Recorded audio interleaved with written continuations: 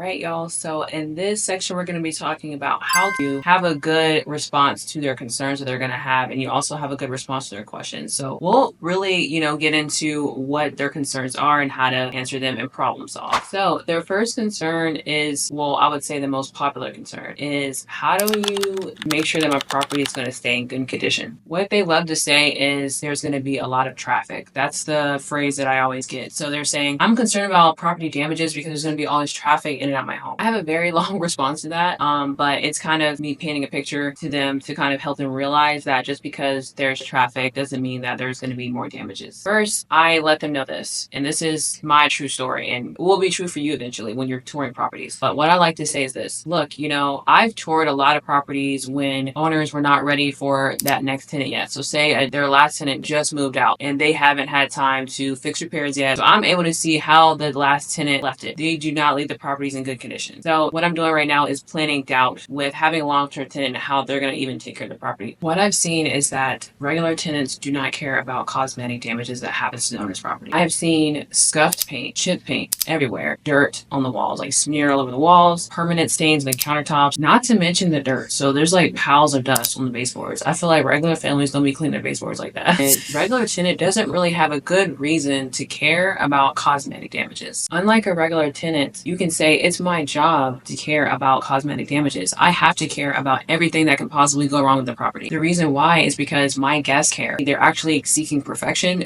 when they stay at the property. So they'll definitely reach out to me and complain if there's even scuffs on the walls. If there's a little bit of dust on the vents, they're going to reach out to me and complain about that. So I have to make sure that the home is always free of cosmetic damages at all times, so the property is going to be put through routine maintenance. I'll go ahead and fix any loose fixtures or take care of any damages that happen along the way. I'm able to provide a regular upkeep that I promise you a regular tenant does not do. You can also mention that, hey, I will take care of anything when it comes to cosmetic damages. So I'm financially responsible for all cosmetic damages. You can also say that, look, I'm going to be reimbursed for any cosmetic damages anyway because I have additional short-term rental insurance. But you do need short-term rental insurance. You cannot rely on Airbnb and Vrbo to pay you out every single time for damages, even if you have, evidence, because they're going to deny you one day. That's a guarantee. Okay, that's a promise. And you can wrap it up with, look, I'm low maintenance. I'm not going to bother you unless there's a major issue. So you don't have to worry about me not taking care of your property. Another thing they're going to ask you is, will I be personally liable for any losses? Because they're going to be thinking someone might injure themselves in the property and now I'm opening up myself for lawsuits. So you can say, look, Airbnb, for example, covers us with their $1 million insurance policy. You, the owner, and me, the tenant, and even the neighbors, we're covered with liability insurance. Another concern they're going to have is,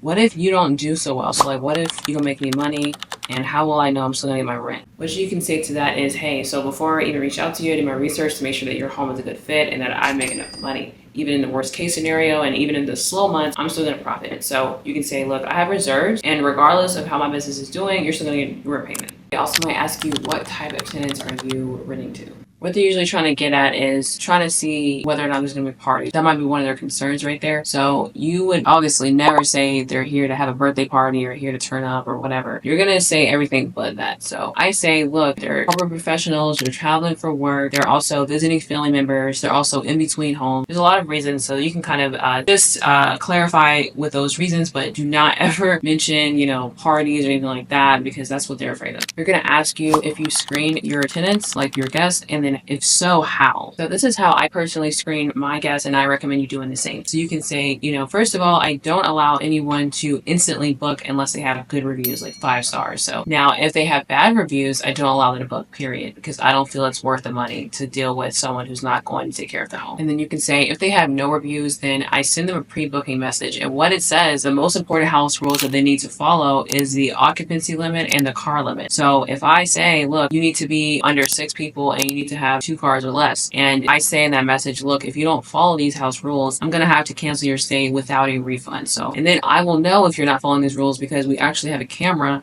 that's installed in the front door that can see you coming in and can also see the driveway. This will definitely deter the wrong people from booking. What do parties mean? Parties mean a lot of people, a lot of cars, right? So if you eliminate that happening by having a limit to how many vehicles and how many people that are coming in the home, if you just make sure that those 2 rules are the most important rules that are followed, that's going to eliminate any parties. And so when I send that message, or you can call it a threat if you want, but if I send that, that really does cause a lot of people to withdraw their bookings. They don't want no smoke. They don't want to deal with that. And I don't want them either, because if they were not, planning on following following my rules. I don't want them to stay anyway. And I'm proud to say myself, and hopefully this is the same for you too when you start your business, but I've never had any wild parties thrown at any of my rentals because I'm on the strict side, because you have to be, because if you are not, they will run over you. I'm telling you right now, they will break your rules. So this applies to you if you requested that the owner furnish the home. So they might be wondering, well, if you have reserves and you make all this money, why do you need me to furnish the home for you? So you can say, look, it's all about leverage. Like, I have the money, I just want to leverage my money so that I can keep getting short-term rentals back to back. And then you can give them an incentive to even want to furnish in the first place. Say you're offering them $100 on top of the rent already. You could just offer them $200 on top of the rent every single month for allowing you to not only sublease, but also having them furnish the property for you. And then you can say, look, you benefit from this because you own the furniture at the end of the day. They might ask you who pays for major repairs, and you're going to tell them, look, you do. You're paying for major repairs. And this is one of the terms we're going to have in the lease agreement. But it basically is going to state that the owner must pay for any damages with, electrical, plumbing, foundation, appliances, anything like that, anything major that's not cosmetic. Now, if they have a problem with this, then that's a red flag. And I have a video about red flags already. That's a red flag if you feel like they are not okay with covering major issues, because you're going to sign a lease and then they're going to obviously put you in a situation where they're refusing to pay for certain damages in the property. It's a big deal that they agree and are happy to pay for major damages. And if they're not, you got to run away from them. So this is kind of another red flag one, because it's like, why are you even asking this question? But they might ask you, what if the neighbors have a problem with people coming in and out of the neighborhood? If they're asking you that, they're probably not going to move forward, I'll tell you right now, because they're too skeptical. In my opinion, why should it matter if people are coming in and out of the neighborhood? As long as they're behaving themselves and not disrupting the neighbors, this should scare you away, in my opinion, and they're probably going to waste your time. So if they ask you that, run away. But if you choose to stay, what I do is I say, when I first get started with converting your home into a short-term rental, I alert the neighbors. So I actually write a letter to them, put it in their mailbox, and it says, hey, I'm Syerena and I'm looking to rent this property and turn it into an Airbnb. And I want you to know that if you do have any questions or concerns, or maybe if the guests are annoying, or please send me a text message. Get in contact with me and I will solve the issue ASAP. If I need to remove guests, I will. You can make that a little friendlier, honestly, but that is what you can tell the landlord so that they know that you're going to solve problems and you care. They might ask you, hey, so how do I know there's going to be enough parking available? So like, how do we deal with parking? So you can say, hey, so I only allow the guests to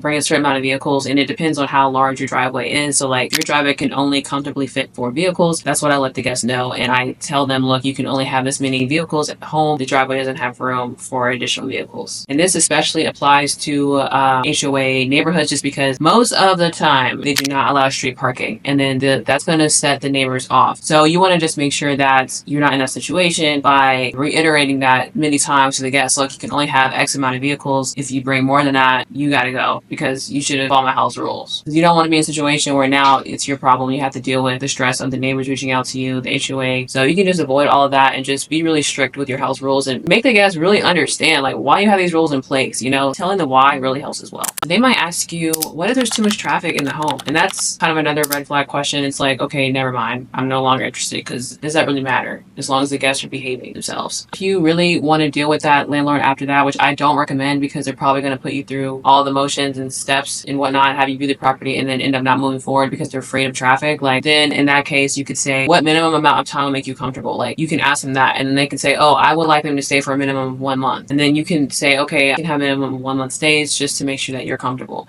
But personally, do not do it. I mean, get away from them right now. But if you want to move forward, that's what you can say. Another question they might ask is, are you okay with renting a property in HOA? And if you see my other videos about this, I will go ahead and say no. So yeah, as soon as you figure out their home is in HOA, I will run away. So you can say, no, actually, it's not a good fit. The home is in HOA. Do you have another property available? And then lastly, they're going to ask you, who's going to pay for the utilities and landscaping? So you're going to say, I take care of that, so that it's not something that you have to worry about paying for. All right, y'all. So that wraps up the questions and concerns they're going to have and how to answer them. And I would say that you got to be a smooth talker. You got to be prepared. So I want you to really rehearse the answers to these questions and learn how to say it in a concise and smooth manner, just so that they feel comfortable. You need to sound confident when you're talking to them, and they all have the same concerns. They all ask the same questions. So this should really cover 99.9% of it. And I'd be shocked if they ask you a question outside of this. So I would say this is a really good start for you.